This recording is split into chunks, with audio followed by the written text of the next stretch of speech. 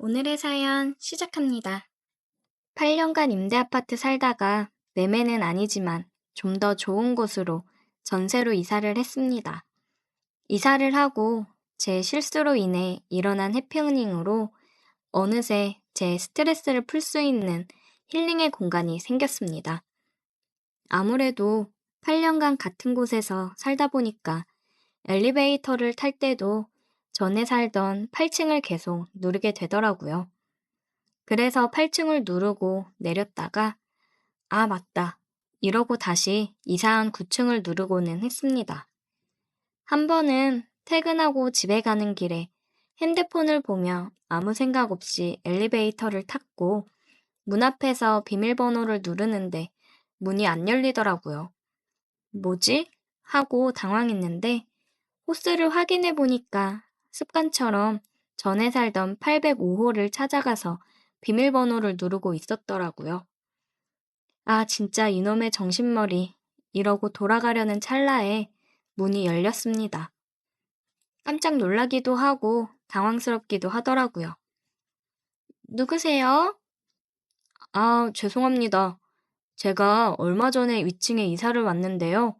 이사 온 지 얼마 안 돼서 자꾸 전에 살던 층을 눌러서 오네요.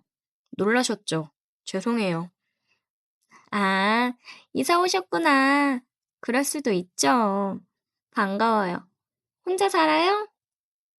네? 아, 네, 혼자 살아요. 그렇구나. 그래요, 이웃 주민인데 앞으로 종종 봐요. 네, 실례했습니다. 저는 괜히 얼굴이 화끈거렸어요. 나이 먹고 그런 실수를 해서 사람을 마주쳐서 창피했습니다. 정신 똑바로 차리고 다니자 생각을 했어요. 그 이후로도 가끔씩 엘리베이터에서 층수를 잘못 누르기는 했지만 금방 정신 차리고 저희 집을 잘 찾아가고는 했습니다. 근데 역시나 사람이 술을 마시니까 판단이 흐려지더라고요. 회사에서 큰 프로젝트가 끝나고 수고했다고 소고기를 먹으러 갔습니다. 소고기를 먹으면서 소주를 열심히 마셨습니다. 그동안 일하느라 힘들었는데 소고기에 소주 한 잔 하니 그동안 힘들었던 게 싹 풀리더라고요. 그리고 2차로 노래방을 가서 신나게 노래를 부르며 맥주도 한 잔씩 했습니다. 매일 야근을 하면서 지친 몸을 이끌고 술을 마셔서 그런지 술이 평소보다 빨리 취하긴 하더라고요. 내일이 주말이라 다들 3차까지 가자고 난리였지만 더 이상 술을 마셨다가는 큰일 날 것 같아서 도저히 못 먹겠다고 얘기를 하고 빠져나왔습니다. 다음 날 숙취가 몰려오고 갈증이 너무 심해서 눈을 떴어요. 너무 힘들어서 눈이 잘 떠지지 않았는데 눈을 비비고 간신히 눈을 뜨니 뭔가 이상했습니다. 주위를 둘러보는데 제 방이 아니었어요. 지금 이게 무슨 상황인가, 여기는 어딘가 생각하고 있던 찰나 방문이 열렸습니다. 어머, 일어났어요? 제 눈앞에 보이는 건 다름 아닌 아래층 아줌마였어요. 저 지금 이게... 저는 놀라서 아무 말이 안 나오더라고요. 일단 나와서 시원한 북엇국이나 좀 먹어요. 속이 쓰리기도 했고 맛있는 북엇국 냄새에 저도 모르게 주방으로 따라 나갔습니다. 식탁을 보니 맛있는 집밥이 한 상 차려져 있더라고요. 혼자 사니 맨날 그냥 대충 먹기 바빴는데 오랜만에 제대로 된 집밥을 보니 자리에 앉아 허겁지겁 먹었습니다. 와, 북엇국 진짜 시원하네요. 너무 맛있어요. 잘 먹으니까 보기 좋네. 저는 한참 밥을 먹다가 이제 좀 배가 부르니 정신이 돌아왔어요. 아, 근데 제가 왜 여기서 자고 있는 걸까요? 뭐야, 기억 안 나요? 네, 제가 술을 너무 많이 마셔서. 어제 또 집을 잘못 찾아왔는지 계속 우리 집 비밀번호 눌렀잖아.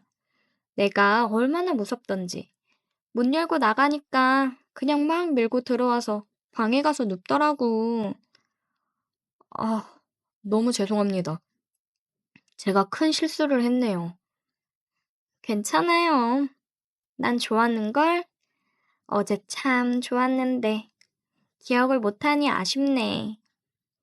우리 남편이 화물 운수업을 해가지고 집에 잘 안 들어와서 맨날 많이 외롭고 혼자 있는 게 무서웠는데 어제는 무섭지도 않고 오랜만에 얼마나 기분이 좋던지.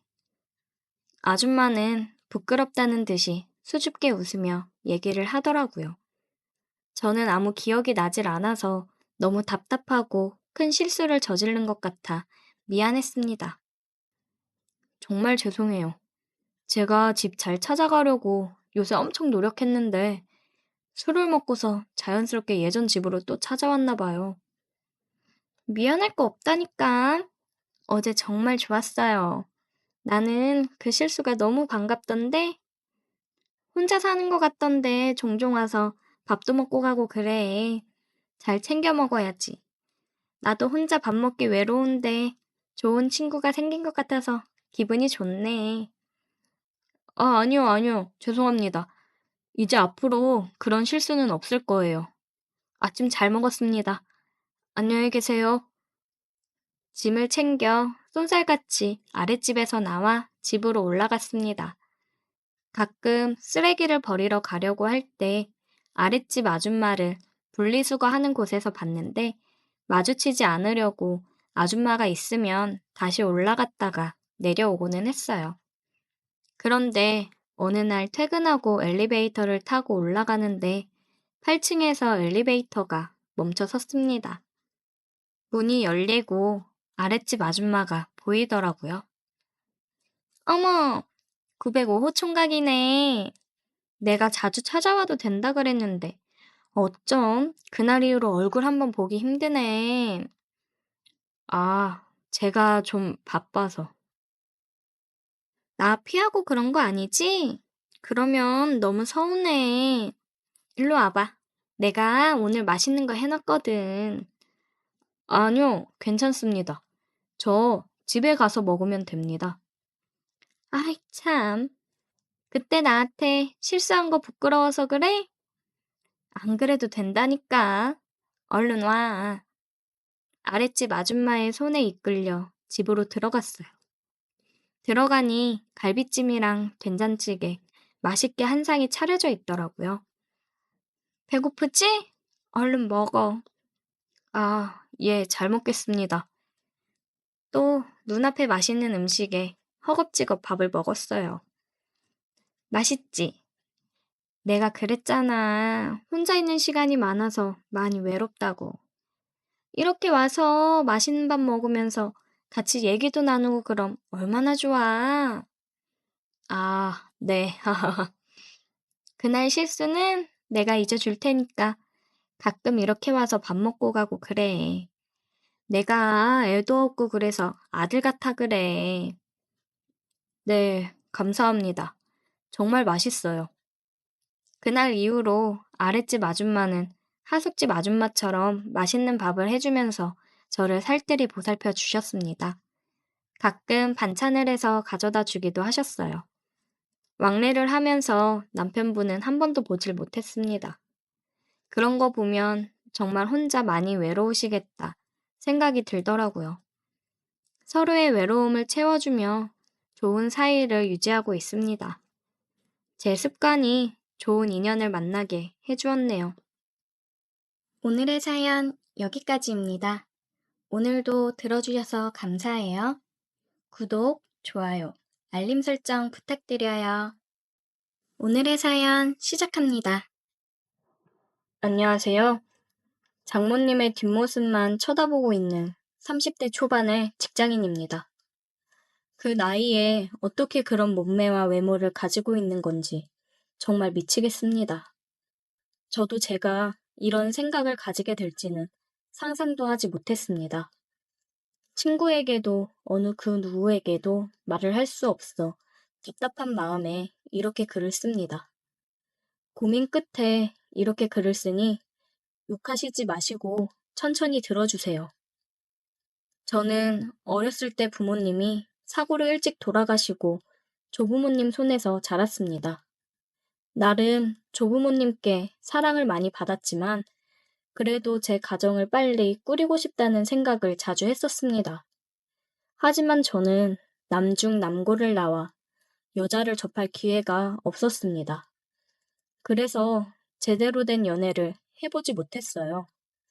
결혼 전에 연애를 많이 못 해본 게 조금 후회되기는 합니다. 만약 제가 연애를 많이 해보고 여자에 대해 많이 알았다면 지금의 제 상황이 조금은 달라질 수도 있었을까요?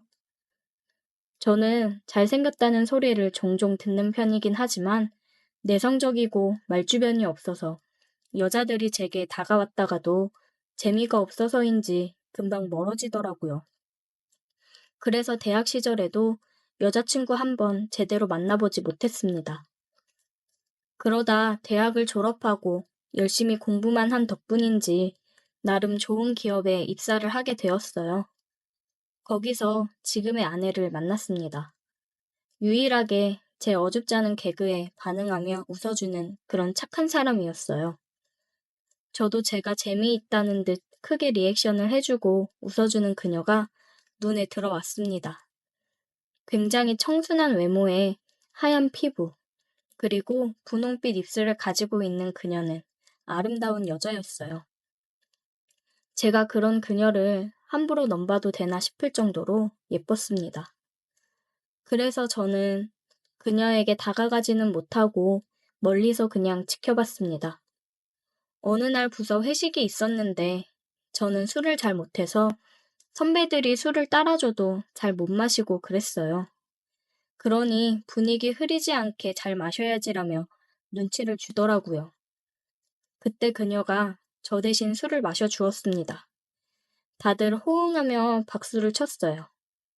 저는 그런 그녀를 쳐다보았고 그녀는 저를 보며 웃어주었습니다. 대신 마셔주면 소원 들어줘야 되는 거 아시죠? 소원이요?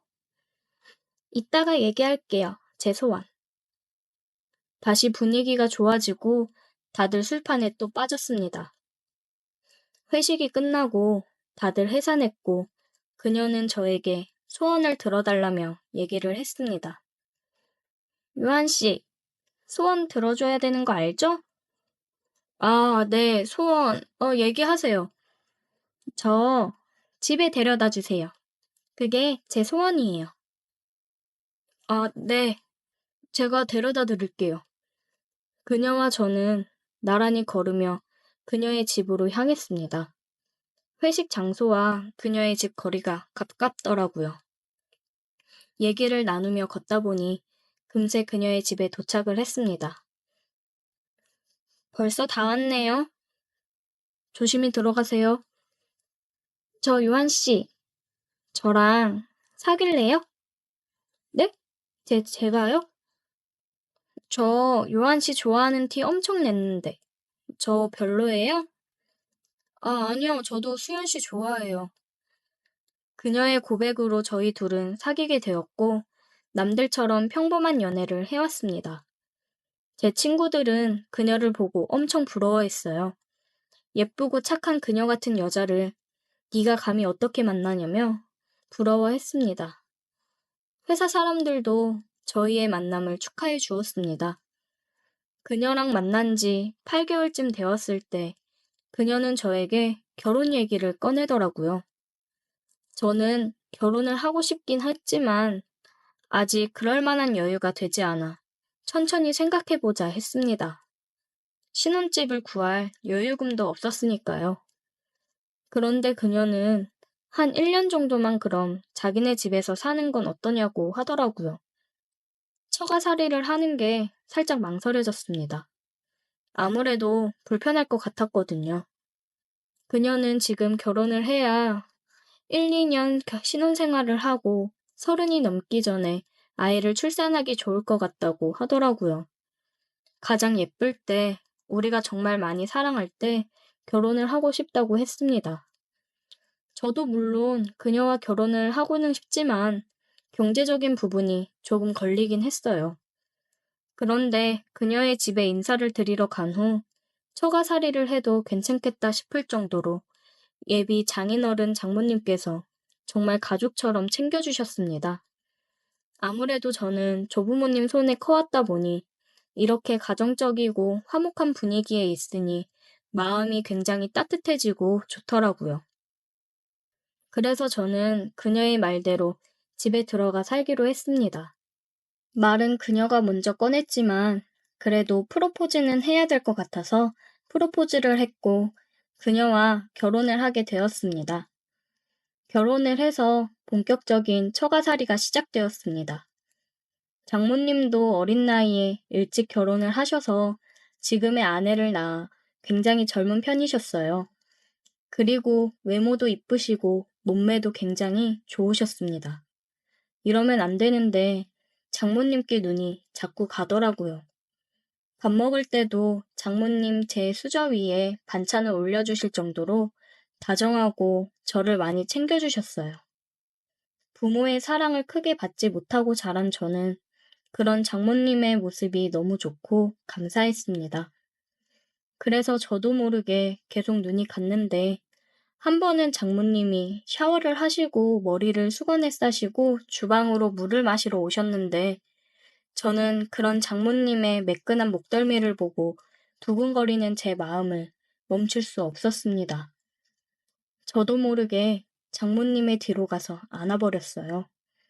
장모님은 굉장히 당황한 목소리로 정서방 무슨 일이냐며 놀라시더라고요. 하지만 장모님도 알고 계셨을 거예요. 장모님을 쳐다보는 제 눈빛이 장모님을 항상 원하고 있었다는 걸요. 서로 알게 모르게 느끼고 있었습니다. 조금씩 다른 감정들이 새어나오고 있다는 걸요. 그날은 아무 일 없이 지나갔지만 그 이후로 저희는 조금씩 서로의 손을 터치한다거나 조심스러운 스킨십을 했습니다. 그러다 제가 냉장고에 있는 요플레를 꺼내 먹는데 요플레 위쪽에 묻어있는 요플레를 저는 따로 먹지 않고 버리기 때문에 식탁에 올려놨는데 장모님이 오셔서 그러더라고요. 어머, 이 아까운 걸 왜 버려? 그러면서 제가 내려놓은 요플레 뚜껑을 핥아드셨어요. 저를 쳐다보며 끈적한 눈빛을 보내셨는데 무언가 저에게 신호를 보내는 것 같았습니다. 집에는 장모님과 저 둘뿐이어서 어느 때보다 지금 이 상황에서 심장이 많이 두근거렸어요. 장모님, 아깝게 입술 옆에 요플레가 묻어있네요. 그렇게 얘기를 하고 저는 장모님에게 다가가 요플레와 함께 키스를 했습니다. 혹시 누가 들어올지 모르니 저희는 주방 옆종 다용도실로 들어갔어요. 그렇게 좁은 다용도실이 뜨거운 열기로 가득 찰 정도로 장모님과 저는 뜨거운 시간을 보냈습니다. 이러면 안 되는 걸 너무나도 잘 알지만 이미 돌이키기에는 너무 늦어버렸습니다. 그 이후 아내와 장인어른을 보기 힘들었지만 그렇다고 해서 장모님을 향한 마음을 멈출 수는 없었습니다. 장인어른은 장모님한테 엄청 다정하고 아직도 사랑을 많이 표현하시는 분인데 그럴 때면 저는 질투가 나 장모님을 더 괴롭히고는 했습니다. 우리는 그렇게 아무도 모르게 6개월간 미래를 즐겼어요. 장인어른이 이번에 전세 주던 집 세입자가 계약이 끝나는데 거기 들어가서 사는 건 어떠냐고 제안을 하시더라고요. 너무 감사한 제안이지만 저는 나가고 싶지 않았습니다. 그냥 장모님과 함께 여기서 살고 싶었어요. 그런데 아내는 아빠 최고라고 너무 감사하다며 들떠 이사 준비를 벌써 하더라고요. 가정 가구를 보고 주말에 백화점을 가자고 하며 들떠 있었어요. 이사를 가고 싶지 않은데 방법이 없겠죠.